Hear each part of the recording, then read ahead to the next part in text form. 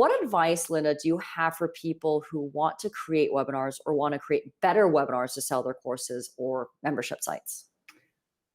One thing per webinar. One thing per Yeah. webinar, one thing per slide, and make sure that your webinar actually has a sequence.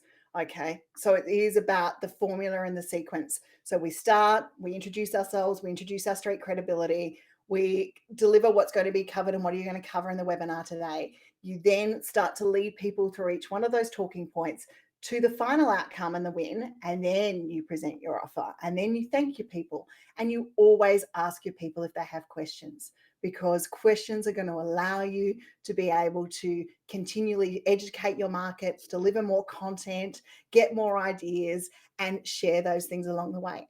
And remember, this Mhm. is an ongoing process. Your first webinar will never be perfect. Your 10th Yeah. webinar, even your 30th, 100th webinar, is never going to be perfect. Let's just be really honest.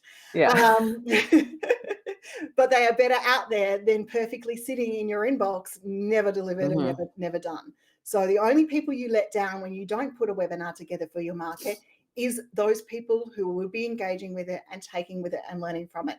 And none of my webinars are perfect. Yeah. I have little trip overs in my mouth. I have, things that don't go 100% right. I've got cuts that you most probably go, that's an ugly cut. But the reality of it is, Yeah. it's about sharing my knowledge and expertise. And the knowledge and expertise is better shared than sitting in my head Yeah. waiting for me to put it Yeah. out together in a perfect format, which will never, ever happen anyway. Well, that's super good advice, because that's one of the things that I tell our customers is don't let not having the perfectly recorded video stop you from launching your first e-webinar.